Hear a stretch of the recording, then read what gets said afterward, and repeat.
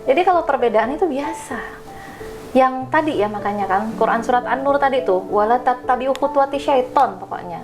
Ketika Erni ngaji di A, ya, saya ngaji di B, ya. Terus kita saling adu argumen. Sementara Ustadz A, Ustadz B makan bareng. Nah.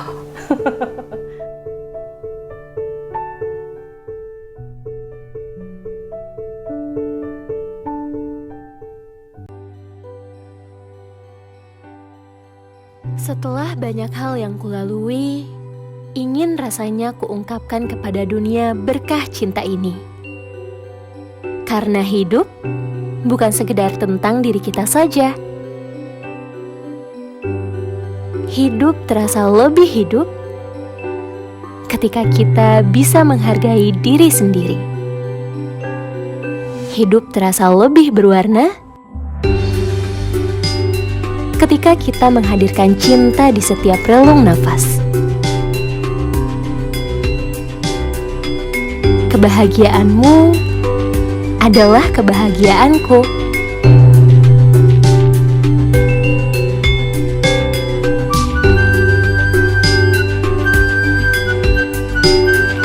Cintaku bersemi di hari yang fitri bersama Sarimbit by Silmi.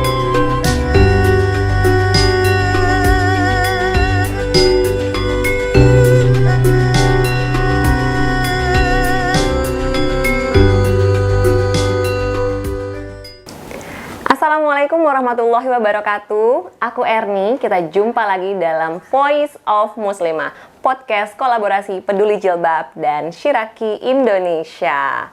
Pada kesempatan podcast kali ini, aku bersama dengan Bunda Suci. Assalamualaikum Bunda Suci. Gimana kabarnya? Alhamdulillah, baik, sehat, luar biasa, Masya Allah. Alhamdulillah, Masya Allah ya. Sehat? Bunda semangat banget. Aku alhamdulillah sehat Bunda. Alhamdulillah. Oke, teman-teman, pada podcast kali ini kita akan bahas tentang lelah berpisah. Aduh, lelah berpisah. Lelah berpisah sama siapa? Penasaran? Kita akan bahas bareng-bareng ya. Oke, sebelumnya aku mau kenalin dulu, Bunda Suci ini merupakan pembina dari Gerakan Peduli Jilbab. Nah, Bunda, kita hari ini mau bahas tentang lelah berpisah ya. Lelah berpisah juga nggak tahu berpisah sama siapa. Nanti Bunda bisa cerita-cerita atau sharing-sharing sama kita ya. Sebelumnya untuk awalan nih, aku pengen tahu nih, penasaran tentang proses hijrahnya Bunda. Karena dengar-dengar Bunda dulu pramugari. Apakah benar Bunda? Dan gimana sih ceritanya bisa berhijrah sampai saat ini, bisa berjilbab syar'i, Masya Allah. Mungkin Bunda bisa sharing-sharing sama kita semua. Masya Allah ya. Sebetulnya saya yakin ya, insya Allah semua muslim ataupun non-muslim yang sudah kembali kepada fitrahnya di dunia ini, pada dasarnya semua orang insya Allah berhijrah. Oh ya. Ya, insya Allah semua orang itu berhijrah. Cuma memang mungkin pada dasarnya ada yang sadar, ada yang nggak sadar. Ya, jadi kalau misalnya mundur ke belakang, jauh banget nih, 22 tahun yang lalu. Waduh, 22 tahun yang lalu ya. Masih umur berapa? Berapa tahun ya kayaknya. Ya, jadi 22 tahun yang lalu memang itu alhamdulillah qadarullahnya saya di pramugari, tapi bukan di Indonesia. Oh. Jadi memang pramugari sebuah maskapai luar ya, base-nya juga di Jeddah. Silakan aja di googling nanti itu apa gitu ya. Allah. Nah, alhamdulillahnya qadarullahnya memang di sana karena base-nya pun di Saudi Arabia, jadi memang pakai jilbab. Oh, udah pakai jilbab ya? Ya, jadi memang pakai jilbab, celana panjang, baju panjang gitu ya. Dan memang kental sekali dengan nuansa-nuansa Islam. Gitu. Jadi sampai sekarang itu adalah satu-satunya maskapai yang punya musola di pesawatnya. Oh, ya, gitu. ya. Kalau pesawat-pesawat lain itu enggak, setahu saya ya sampai sekarang alhamdulillah. Nah, kalau prosesnya mungkin singkat aja ya. Boleh Bunda.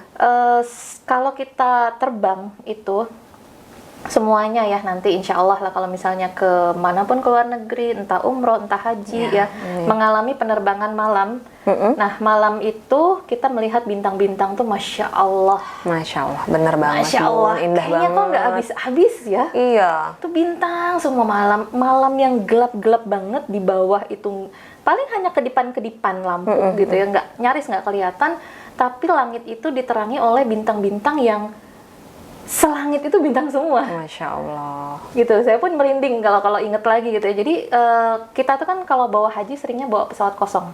Dari Jeddah pesawat kosong menuju ke Indonesia, ke Jakarta gitu ya. Nah pesawat kosong itu kita terbang malam, nah terus situ saya bolak-balik ke kanan ke kiri juga bintang semua, ke jendela kan, ke kiri bintang semua. Masya Allah, ini ya itulah ya tatafakkarun kan ya, kata Allah, firman Allah ya, ketika kita berpikir dan mau berpikir, duh Masya Allah, ini nggak mungkin lah, siapa yang bisa melukis, siapa yang bisa menyusun itu. Kemudian kita kalau lagi terbang itu kita bisa melihat sunrise, sunset. Wow, Masya Allah. Itu wah Masya Allah banget, banyak ya. Kalau misalnya memang saatnya Allah memberikan hidayah dan kita terketuk, Masya Allah, itu banyak banget. Nah dari situlah berpikir gitu loh, kayaknya kok rugi ya gitu, kayaknya kok udah di sini gini-gini aja gitu. Dan memang karena base-nya pun di situ, bisa bebas ke Madinah, bisa bebas ke Mekah kapan aja gitu kan, ya tambah terenyuh lah. Alhamdulillah ya Masya Allah sih, Allah kasih kesempatan untuk sadar gitu, disadarin sama Allah memang di tempatnya, memang di sana gitu. Jadi memang dari melihat kebesarannya Allah itu tadi ya, yang menjadi trigger melihat lautan bintang-bintang. Masya Allah. Benar kalau lautan air mungkin biasa gitu kan, melihat air, tapi ini bintang nggak habis-habis, semalaman nggak habis-habis. Itu kalau terbang malam kan ketemunya malam lagi, gitu ya, malam di sana tetap malam di sini gitu loh, nggak habis-habis bintang ya. Masya Allah, saya bilang ya Alhamdulillah, Masya Allah banget deh. Itu berkah dari Allah ya untuk ya Allah, bisa qadarullah. Berhijrah. Masya Allah, Iya. luar biasa ya. Jadi makanya teman-teman, ketika kita melihat segala ciptaannya Allah, itu salah satu kebesaran yang membuat kita harus selalu ingat sama Allah, dan mungkin hidayah Allah ada di situ ya, yang bisa kita dapat. Masya Allah Bunda. Nah tadi pengalaman Bunda hijrah ya. Nah sekarang Bunda mungkin lihat ya, fenomena hijrah itu banyak banget kan. Sekarang udah kita bisa lihatlah kajian di mana-mana. Alhamdulillah, Masya Allah ya. Kita bisa lihat juga teman-teman semangat untuk berlomba-lomba cari ilmu, datang ke kajian. Gimana Bunda menanggapi fenomena hijrah yang sekarang tuh sedang, ya bisa dibilang sedang naik gitu? Ya, Masya Allah banget. Ini bagus banget ya. Mundur ke belakang lagi di zaman saya itu sulit untuk seperti sekarang kita nonton TV banyak gitu ya, buka YouTube ceramah, buka Reels ceramah gitu ya, buka TikTok pun nuansa-nuansa Islami gitu. Jadi Masya Allah, Allah sudah kasih kemudahan melalui berbagai media teknologi zaman ini. Nggak sama, zaman saya dulu susah kalau mau ke pengajian ya harus datang gitu loh, tunggu dulu flyernya, pengumuman dari selebaran gitu kan. Jadi ini adalah fenomena yang harus disyukuri dan harus dimanfaatkan semaksimal mungkin. Tapi catatannya adalah ada di Quran surat Al-Anfal ayat 72. Ya, a'udzubillahi minasyaitonirrajim. Ya ayyuhalladzina amanu walladzina hajaru wajahadu fi sabilillah. Ya, jadi di dalam Al-Quran Allah itu, firman Allah tentang hijrah dan jihad itu nggak bisa dipisahin. Kenapa? Karena setelah hijrah ada sungguh-sungguh. Karena setelah hijrah ada mujahadah. Jadi hijrah itu bukan sifatnya stagnan. Setelah hijrah so what? Nggak gitu. Ya, tapi hijrah setelah itu bergeraklah terus. Nah makanya kan tadi di Quran surat Al-Anfal 72, hijrah bersanding dengan jihad. Kenapa? Jihad salah satunya adalah jihad hawa nafsu. Betul. Ya, kalau kita sandingkan lagi dengan Quran surat An-Nur ya ayat 21, ya ayyuhalladzina amanu wala tattabi'u khutuwati syaiton.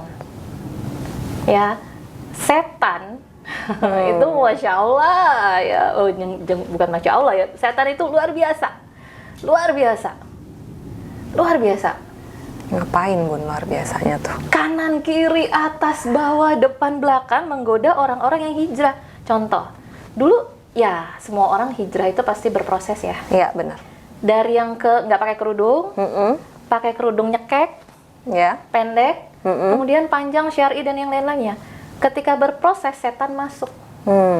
Apa kata setan? Ih, kayak emak-emak. Ya kan? Nggak stylish. Nggak keren. Ya, itulah setan. Makanya kan tadi kan setan itu langkah-langkah setan. Wala tattabi'u khutuwati syaiton. Setan menggoda itu selangkah, selangkah. Ya, pramugari, wah, sama lah ya. Semua pekerjaan pasti ada godaannya. Ya. Pramugari pun ada godaannya. Dan Apa tuh, banyak. Bun? Banyak. Banyak. Ya, kita terbang ke Eropa, ke negara-negara yang non-muslim gitu ya. Mau sholat, udah deh jangan sholat. Itu kan setan. Oh iya ya. Ya, sini udah deh nanti-nanti aja lah gitu kan. Udahlah buka aja kerudungnya lagi di Eropa ini. Nah, ya jadi setan itu selangkah. Ya, nah ini makanya kalau hijrah, alhamdulillah hijrah. Tapi setelah itu apa? Belajar. Upgrade.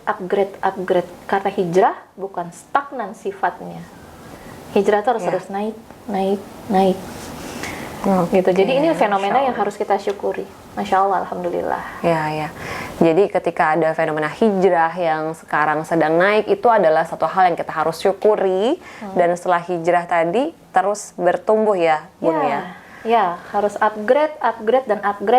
Jangan sampai capek, jangan sampai dengerin bisikan setan. Ya, benar. Setan itu nggak suka kalau kita deket dengan Allah. Ya, Masya Allah ya. Nah, tadi setelah kita semangat hijrah tadi ya, dan pastinya akan banyak nih mungkin pengajian atau kajian-kajian. Nah, pasti kan ada perbedaan-perbedaan atau dari apa ya, di antara keluasan fikih tadi pasti ada perbedaan tuh, Bun. Nah, gimana sih Bun nyikapin perbedaan-perbedaan itu? Ya, dalam Islam perbedaan itu biasa ya. Biasa banget. Ya, biasa. Yang nggak biasa apa? Penyimpangan. Jadi kalau perbedaan itu biasa. Yang tadi ya, makanya kan Quran surat An-Nur tadi tuh, wala tattabi'u khutuwati syaiton pokoknya. Ketika Erni ngaji di A, ya, saya ngaji di B, ya. Terus kita saling adu argumen. Sementara Ustadz A, Ustadz B makan bareng, olahraga bareng, ngopi bareng, gitu. Mereka aja yang udah faham, ya, udah fakih, itu bisa duduk bareng. Lah, kok kita yang jamaahnya menurut Ustadz A gini nih, nggak bisa Bun, Ustadz B tuh gini. Nah, kita masih dalam taraf belajar, tapi kita sudah merasa lebih di atas daripada para ustadznya.